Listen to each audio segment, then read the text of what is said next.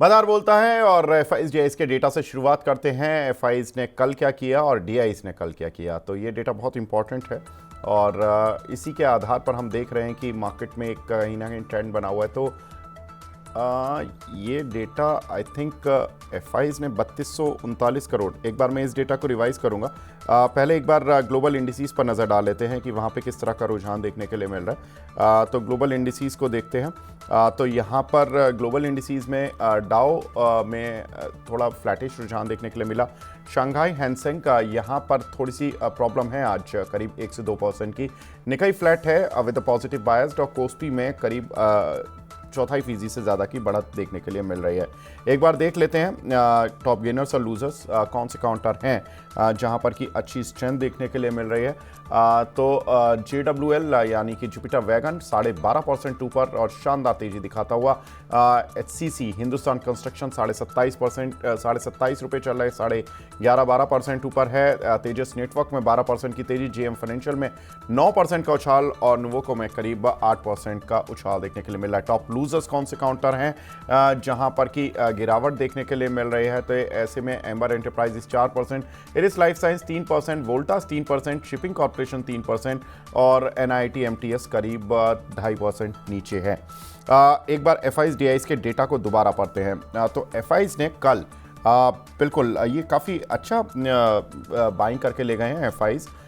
FIIs DIs का data एक बार दोबारा दिखा दीजिए। पीसीआर टीम 3239 करोड़ रुपए की बाइंग एफआईज करके ले गए हैं और डीआईज 3136 करोड़ रुपए का सेल करके ले गए हैं। बड़ा इंटरेस्टिंग डेटा है और मैंने इसमें और डेटा का ब्रेकअप खोला है। एफआईज इंडेक्स फ्यूचर में करीब 2933 करोड़ रुपए का माल लेकर गए हैं, हालांकि इंडेक्स ऑप्शन में उन्होंने 66,511 करोड़ का माल बेचा है। स्टॉक फ्यूचर्स में 3253 करोड़ का माल प्लस करके ले गए हैं और स्टॉक ऑप्शन में, यानी कि ऑप्शन में उन्होंने थोड़ी बहुत शायद हेजिंग की है, इसीलिए उन्होंने शॉर्टिंग की होगी, तो ऑप्शन में नेगेटिव डेटा आ रहा है। लेकिन इंडेक्स फ्यूचर और स्टॉक फ्यूचर वहाँ भी करीब 3000 करोड़ की बाइंग है और कैश में तो 3200 करोड़ की बाइंग है। इंटरेस्टिंग बात यह है कि कोई कल रात व्हाट्सएप मैसेजेस या हमारे जो रिसर्च ग्रुप्स होते हैं उसमें कहीं भी कोई खलबली नहीं थी 3200 करोड़ की बाइंग के बाद। प्रशांत सर, आपके पास थी क्या आपके रिसर्च ग्रुप में कि 3200 करोड़ की बाइंग काफ़ी दिनों बाद देखने के लिए मिली है एफआईज की? ऐसा कहीं पर कुछ आया ही नहीं, खलबली नहीं थी कल? नहीं, क्योंकि मार्केट लास्ट 5 दिनों से इतना हरा हरा हो चुका है तो कोई भी डाटा पॉइंट्स को इग्नोर ही कर रहे हैं। बट ओवरऑल मुझे लगता है कि बहुत सारे ब्लॉक डील्स थे। I think that was the one reason why things have worked out. Okay. और एफआईएस ने ऑब्वियसली थोड़ा सा प्रॉफिट बुकिंग किया हुआ है। आप लास्ट अगर 1 साल में देखोगे, जब भी एफआईएस का बड़ा अमाउंट आता है तो DIIs things to just book profits, मतलब वो थोड़ा सा बुकिंग प्रॉफिट जोन में आ जाते हैं। But it was one of. तो ये वन ऑफ भी हो सकता है, इसका डेटा देखते हैं। लेकिन सर काफ़ी कुछ ग्लोबल खबरें हैं और जिनका इम्पैक्ट हमने मॉर्निंग सेशन में देखा। खासतौर से एक्सेंचर के नतीजों के बाद इंडियन आईटी शेयरों में एक तेज गिरावट देखने के लिए मिली थी और एक्सेंचर के नतीजे इतने ख़राब नहीं आए थे और उनकी जो ईपीएस अनुमान है उसमें भी बढ़ोतरी देखने के लिए मिली थी। उन्होंने जो पहली रेंज थी 12.43 और 12.79 ईपीएस की, वो उन्होंने बढ़ाकर 12.55, जो लोअर रेंज थी उसको बढ़ाया और जो अपर रेंज थी वो स्थिर रखा। साथ ही एक्सेंचर ने अपने जो रेवेन्यू ग्रोथ गाइडेंस दी है 2025 के लिए वो 5 से 7% की दी है। बावजूद उसके क्योंकि उनकी रेवेन्यू गाइडेंस भी थोड़ी सी ज़्यादा ही थी अनुमान से, ईपीएस भी ठीक थी, उसके बावजूद एक्सेंचर का शेयर कल अमेरिकन मार्केट्स में करीब 10% तक गिरता हुआ दिखाई दिया।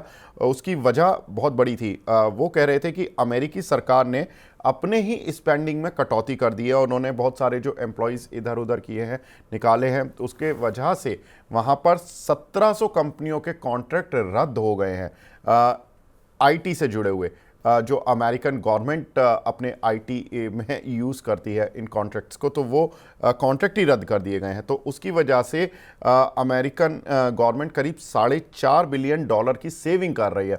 अब ये सेविंग करने के साथ साथ आईटी कंपनियों पर जो स्पेंडिंग कम हुई है उसका एक इम्पैक्ट एक्सेंचर पर भी पड़ा, क्योंकि एक्सेंचर की अमेरिकन गवर्नमेंट से अच्छी खासी कमाई आती है और इस वजह से शेयर टूट गया।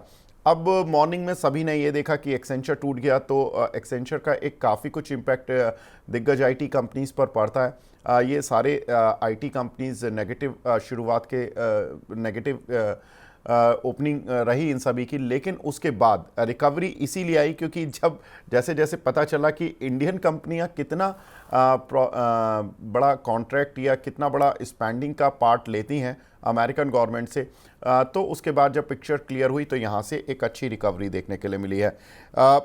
प्रशांत सर, कैसे ट्रेड करें इस तरह के वॉलेटाइल सेगमेंट? ठीक है, देखिए मार्केट अब वॉलेटाइल नहीं है, मार्केट वन साइडेड है, पहले गिर रहा था अब चल रहा है, लेकिन आईटी शेयर थोड़े वॉलेटाइल हैं इस मार्केट में।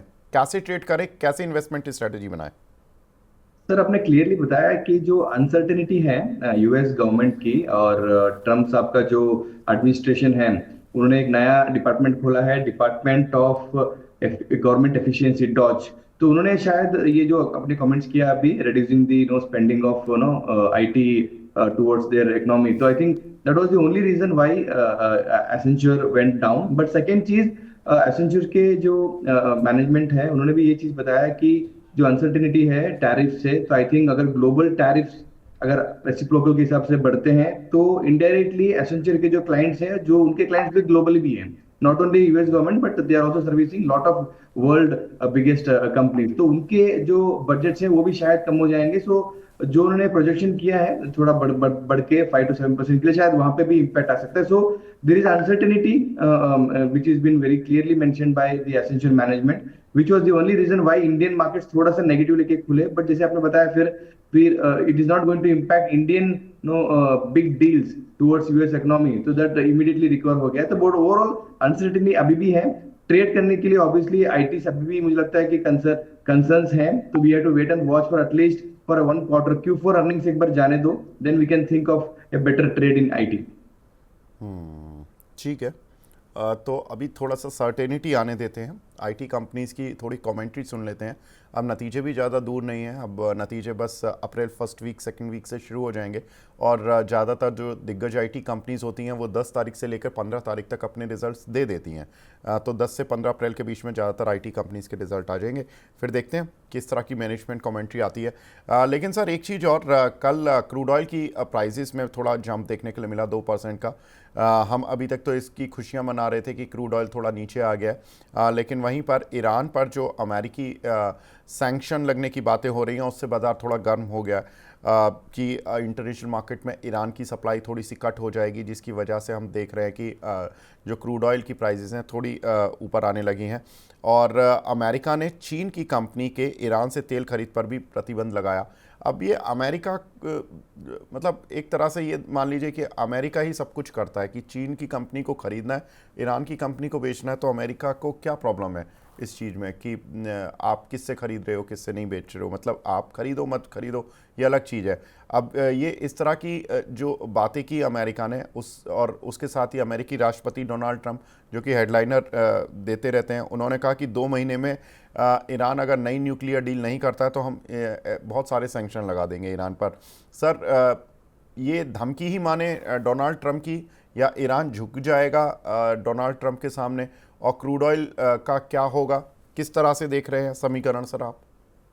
आई थिंक ये अनसर्टेनिटी ओपन ही रहेगा। अब आई थिंक लास्ट 3-4 दिन पहले ईरान का भी कोई पेपर में हेडलाइन बना था कि ट्रम्प जो भी करे हम लोग उस पर झुकेंगे नहीं। तो this was the statement, very hard statement. तो ट्रम्प भी ट्राई करेगा कि बहुत सारे नेगोशिएशन टूल्स यूज करने के लिए for making sure Iran comes to their own table and then discuss more on the crude oil. तो मुझे लगता है कि क्रूड पे ट्रम्प साहब बहुत ही एक्शन लेने वाले हैं आगे जाके, because he want to control the whole world in terms of supply chain, और जिस तरीके से प्रोडक्शन कैपेसिटी उनके पास है, तो he want to disturb the crude oil trend. But overall मुझे लगता है कि ज्यादा फर्क नहीं है, $70 के नीचे ही एवरेज मेरे हिसाब से लगता है क्रूड, तो that will have a positive impact on Asian economic, और India is a good beneficiary. But obviously this uncertainty will remain.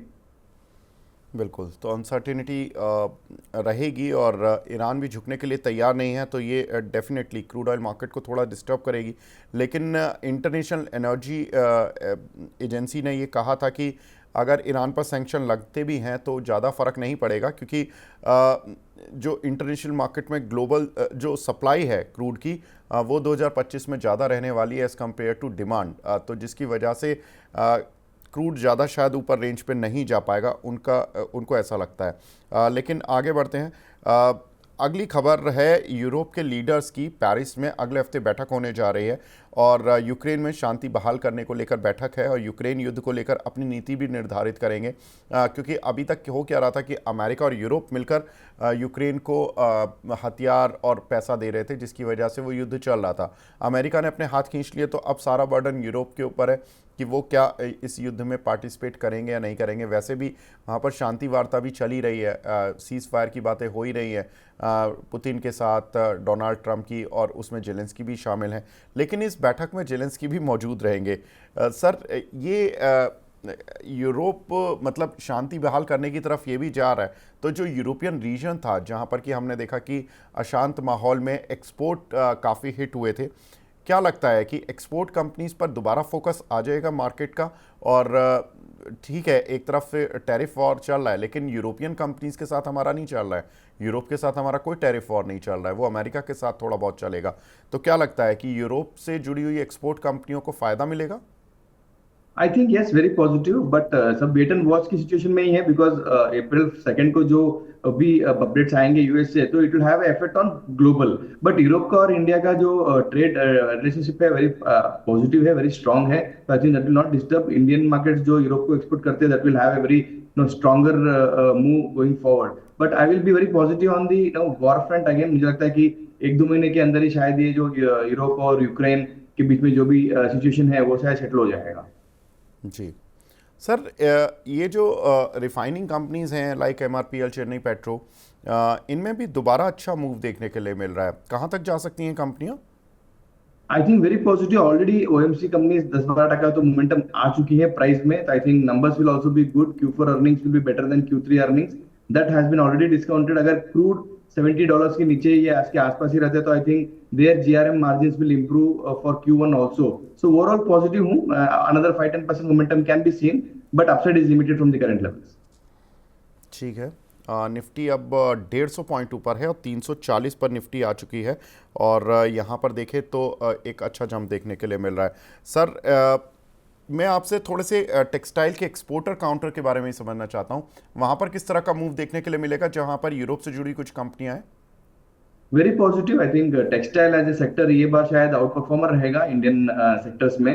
Textile as well as steel, ये दोनों सेक्टर मुझे बहुत पॉजिटिव लग रहा है कि this financial year, coming financial year will have a very positive impact. जिस तरीके से बांग्लादेश के बाद जो बांग्लादेश फ्लश का जो इफेक्ट आया था, मैंने 2-3 मैन्युफैक्चरर्स या 2-3 कंपनीज को मैंने बात किया था रिसेंटली, तो उन्होंने बताया कि बहुत अग्रेसिव डिमांड्स आए हुए हैं। एंड ग्लोबल जो क्या बोलते हैं उसको, आउटसोर्स करने वाले जो मॉडल बिजनेसेस हैं, तो I think they want to be more dependent on India. So obviously textile will have a larger benefit out of that. ठीक है। इस सब में अब देखें तो सेंसेक्स में करीब 500 पॉइंट का उछाल देखने के लिए मिल रहा है और निफ्टी में करीब 150 पॉइंट का। निफ्टी बैंक कब 400 पॉइंट ऊपर आ चुका है। निफ्टी आईटी में करीब 150 पॉइंट की बढ़त देखने के लिए मिल रही है। सर, एक और इम्पॉर्टेंट खबर आई है, वो है मन्नापुरम फाइनेंस को लेकर। अमेरिकी फंड बेन कैपिटल इसमें 18% हिस्सा खरीदने जा रही है, और ना सिर्फ ये हिस्सा खरीदा है, ये बेसिकली क्या है कि मन्नापुरम का एक तरह से एक्विजिशन ही है जो बेन कैपिटल करने जा रहा है, क्योंकि 236 रुपये पर ये करीब 9.25 करोड़ शेयर खरीदेंगे और डील 4385 करोड़ रुपए की है। लेकिन उसके बाद 18% स्टेक के बाद उन्हें 26% हिस्से के लिए और ख़रीदारी करने के लिए 26% हिस्से के लिए ओपन ऑफर लेकर आना होगा। अब ओपन ऑफर लेकर आएंगे तो उसका प्राइस भी आएगा। आज शेयर में 5% का उछाल भी है। हिस्सा खरीद जो होगी वो प्रेफरेंशियल शेयर के जरिए होगी, यानी कि जो पहले 18% है उसमें प्रेफरेंशियल शेयर जारी होंगे, बाकी जो 26% है वो ओपन ऑफर आएगा। अब इसमें ऑलरेडी जो कंपनी के प्रमोटर हैं मन्नापुरम फाइनेंस में, उनकी जो हिस्सेदारी है वो 35.25% है, और नया जो स्ट्रक्चर बनेगा जब बेन कैपिटल अपना हिस्सा खरीद लेगा, तो नए स्ट्रक्चर में जो एग्जिस्टिंग प्रमोटर हैं उनकी हिस्सेदारी तो घटकर 28.9% रह जाएगी, और बेन कैपिटल की जो हिस्सेदारी होगी वो 41% हो जाएगी। सर, कैसे देख रहे हैं इस डील को, मन्नापुरम फाइनेंस वाली डील को, और इसका क्या कुछ इम्पैक्ट होगा गोल्ड फाइनेंसिंग की कंपनीज की वैल्यूएशन पर, लाइक मुथूट फाइनेंस या इंडिया इन्फोलाइन जैसी कंपनीज पर? Overall, very positive. I think this deal is a great opportunity for Bain Capital to explore this NBFC and focus more on the gold financing business. मुझे लगता है कि जिस तरीके से अभी रिसेंटली 1 साल में गोल्ड ने परफॉर्म किया है, तो ऑब्वियसली फाइनेंसिंग कंपनीज को ही बेटर निम मार्जिन्स बनाने के लिए और बेटर स्ट्रेटेजीज बनाने के लिए एक अपॉर्चुनिटी मिला हुआ है। Going forward, I think gold will remain on a very positive trend only, and gold financing companies will have a lot of benefits. With respect to valuations, obviously मुझे लगता है कि बेन कैपिटल को right time पे ये deal करने का मौका मिला है। अगर आप सोचो शायद ये सितंबर से पहले अगर इन्होंने सोचा होता तो शायद वैल्यूएशन यहाँ से 30-40% एक्स्ट्रा प्रीमियम देके लेना पड़ता था। This is one advantage they are getting right now. So overall industry के लिए, एनबीएफसी के लिए इट्स ए ग्रेट डील। बिल्कुल, तो एनबीएफसीज के लिए अच्छी डील है। सर मुथूट और जो इंडिया इन्फो लाइन है, इनमें क्या करना चाहिए? मुठूत मुझे लगता है कि पॉजिटिव ही है, मुझे लगता है कि होल्ड ही करना चाहिए उसमें। That would be a better competitive advantage. यहाँ पे पॉजिटिव अभी भी लग रहा है मुझे 10 to 15% मोमेंटम आना चाहिए because of the business model. ठीक है, क्योंकि मन्नापुरम फाइनेंस की सर जो मार्केट कैप है अब करीब 19,500 करोड़ रुपए है। ऑलमोस्ट 20,000 करोड़ रुपए के हिसाब से डील हो रही है। अब ये जो कंपनी है ये करीब 10 के पी मल्टीपल पर चल रही है। वहीं अगर हम देखें तो मुथूट फाइनेंस जैसी कंपनियां ये जो कि 20 के पी मल्टीपल पर वो भी चल रही हैं, ये 10 के पी मल्टीपल पर चल रही है, तो ये थोड़ी सस्ती मिल रही है। और अगर मैं इंडिया इन्फो लाइन की बात करूं जो कि गोल्ड फाइनेंसिंग बिजनेस में ये भी है कंपनी, ये 13 के पी मल्टीपल पर चल रही है। तो सबसे सस्ती डील तो हम कह सकते हैं कि मन्नापुरम फाइनेंस की ही देखने के लिए मिली है। तो ऐसे में सर बिल्कुल, तो सर ऐसे में मन्नापुरम पर ही बैट लगा सकते हैं कि ओपन ऑफर आएगा और ज़्यादा पैसे शायद ओपन ऑफर ऊपर की प्राइस पर मिले, क्योंकि जो बाकी गोल्ड कंपनियां जब वो ऊपर ट्रेड कर रही हैं तो इसी में ही ओपन ऑफर में शायद लोग टेंडर ना करें। तो बट मैं एक बार जो न्यूज आ चुका है तो I will not prefer again go with Manappuram. Better तो मुथूट पे रहना चाहिए because that is the valuation actually what even Manappuram will no gain after the deal. But एक बार न्यूज आने के बाद I don't see any big upside right now in the market. ठीक है, तो न्यूज़ आने के बाद उतना बड़ा अपसाइड नहीं मिल पाएगा। एक और इम्पॉर्टेंट खबर सर, कर्नाटका में जो बिजली की कीमतें हैं, पावर की प्राइजेज़ हैं, वो 35 पैसे पर यूनिट बढ़ाई जा रही हैं। अब ये जो नई कीमतें हैं ये 1 अप्रैल से लागू हो जाएंगी। अब प्रॉब्लम ये है कि अगर पूरे देश में हो तो सर कोई प्रॉब्लम नहीं होती है कि सभी को पता है कि पावर महंगी हो गई है, लेकिन एक पर्टिकुलर स्टेट में होती है, वो भी ऐसे स्टेट में जिसकी अपनी सिग्निफिकेंस है। आईटी के लेकर तो कर्नाटका माना ही जाता है, लेकिन कुछ एक बड़ी कंपनियों के प्लांट भी हैं वहाँ पर, like NMDC, JSW steel, Mukund limited. इन सभी पर किस तरह से इम्पैक्ट पड़ेगा, क्योंकि पावर महंगी होगी तो कॉस्ट ऑफ प्रोडक्शन या कॉस्ट ऑफ मैन्युफैक्चरिंग भी इनके लिए ज़्यादा पड़ेगी। कैसे देख रहे हैं सर, मार्जिन्स पर इम्पैक्ट आता हुआ दिख रहा है क्या आपको? I will see it as a neutral impact. मुझे लगता है कि कंपनीज उसके हिसाब से नो ऑल्टरनेटिव पावर सप्लाई के लिए सपोर्ट ले लेंगे उसको। तो obviously this is one 24 hours guaranteed power supply, but alternative जो सोलर है या जो गैस बेस्ड पावर है तो आई थिंक वहां पे ज्यादा शिफ्ट कर देंगे। तो ऑब्वियसली मुझे लगता है कि बड़े बड़े जो इंडस्ट्रीज हैं वो एक ही पावर सप्लाई पे डिपेंडेंट है नहीं है। तो I think that is very neutral to me for now. ठीक है सर, वैसे आपका स्टील सेक्टर पर क्या आउटलुक चल रहा है? Very positive. I think JSW steel, Tata steel, ये दोनों स्टॉक्स अपने कवरेज में है। तो I think this stocks can give still on a trading basis 10-15% momentum from the current levels. And overall साल भर के हिसाब से मुझे 20-25% का मोमेंटम यहाँ पे भी लग रहा है because globally I think commodity wise steel is the only which is in high demand right now. Volatile भी है बट बहुत पॉजिटिव डिमांड में है। जी, कुछ एक शेयर सर जो कि आज बजिंग है, मैं उन पर भी थोड़ी सी बात कर लेता हूँ। तेजस नेटवर्क, यहाँ पर करीब 15.5% का उछाल देखने के लिए मिल रहा है। आप इस काउंटर को कैसे देख रहे हैं sir? Really it was surprised to see कि आज स्टॉक इतना ऊपर हुआ है। But one reason I can understand, lot of order books, मतलब बड़े बड़े कंपनियों को बहुत सारे ऑर्डर बुक्स मिल रहे हैं आज के तारीख में। It may be two reason why again March ending के अंदर जो भी उनको ऑर्डर बुक मिलना था वो शायद वो हिसाब से वो लेटर ऑफ इंटेंट ले रहे हैं ऑर्डर बुक के हिसाब से। प्लस इवन अगर गवर्नमेंट को भी कुछ स्पेंडिंग जो पूरे साल में जो उन्होंने टारगेट लिया था उसको अगर स्पेंड करना है तो आई थिंक लास्ट 15 डेज से अभी बाकी थे। तो उसमें बहुत सारे कंपनीज को जो ऑर्डर्स देख के उनके possibilities or visibility of revenues are increasing. So that would be the one reason why stock is up. ठीक है सर, JWL, जुपिटर वैगन, आज इसमें भी तेजी है। दूसरा रेलटेल में भी करीब 6% का उछाल देखने के लिए मिल रहा है। कैसे देख रहे हैं सर? और टीटागढ़ वैगन में भी आज करीब 5.5% का उछाल देखने के लिए मिल रहा है। सर ये रिकवरी रेलवे शेयरों की रिकवरी का संकेत है या ये केवल एक महज बाउंस बैक है रेलवे शेयरों में with in line with market? लेकिन जब मार्केट स्टेबलाइज होगा तो ये अपनी शक्ति से भी चल पाएंगे, इनका इंजन इतना ताकतवर होगा कि ये पूरी रेलवे शेयरों को आगे ले जाएगा? नहीं सर, मुझे लगता है कि ये जो आज सेंटिमेंटली जो बहुत सारे रेलवे स्टॉक्स या डिफेंस स्टॉक्स जो पॉजिटिविटी है, तो आई थिंक जैसे मैंने बताया आपको order books lot of companies are getting more and more order books from the government as well as the private capex जो भी था, तो वो एक रीजन से सेंटिमेंटल पॉजिटिव है। मुझे अभी भी इसके Q4 अर्निंग्स पे अभी भी मुझे कंसर्न्स है। Q1 अर्निंग्स मुझे देखना चाहिए, बिकॉज जहां तक मुझे एबिटा मार्जिन इंप्रूवमेंट्स या एग्जीक्यूशन पे इंप्रूवमेंट आता नहीं है, ये स्टॉक खुद के दम पे मोमेंटम नहीं लेके आएगा। आजकल आप देखो लास्ट 10 दिन में जो भी डिफेंस कंपनीज हो, रेलवे कंपनीज हो, उसके 1-2 दिन पहले या सेम डे उनको बड़े बड़े ऑर्डर्स मिले हुए हैं। जी, तो सर इनमें कोई आपकी टॉपिक या कौन से ऐसे काउंटर हैं जिनसे कि बिल्कुल दूर रहे कि ठीक है बाउंस बैक आया है, आप यहाँ से निकल जाएं, कोई भी प्राइस मिलता है ऊपर का, और कौन से काउंटर आपको फिर भी रिलेटिवली अगर बोलूँ कि सेफेस्ट रेलवे शेयर कौन सा लगता है?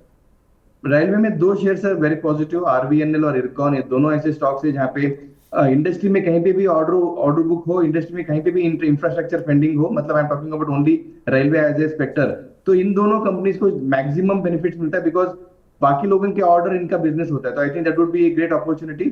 आरवीएनएल और Ircon, this two stocks to be focus in railway. और डिफेंस में I think HAL would be the one on the only stock to be focused. SW solar ये काउंटर सर काफ़ी पिटा, रिलायंस ग्रुप की कंपनी है और जब से रिलायंस ने लिया ये एक तरफा पिटता रहा, 600 रुपये से 250 रुपये आ गया।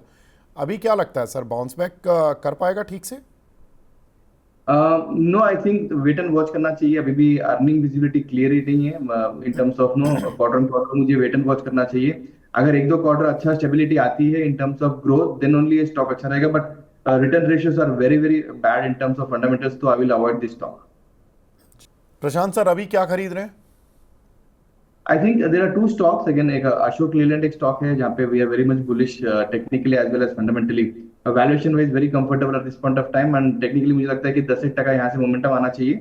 सो Ashok Leyland would be one stock we are focusing a lot. Second again Bajaj auto looks very good on technical chart as well as fundamental. मुझे लगता है कि वॉल्यूम ग्रोथ 2 व्हीलर में ज्यादा आएगा because of the consumption story जो भी budget में सपोर्ट आया हुआ है। तो I think next financial year में first quarter Bajaj auto can give a very better strong results. तो Bajaj auto can give you at least यहाँ से 10 to 12% रिटर्न। तो this 2 stocks are in my radar.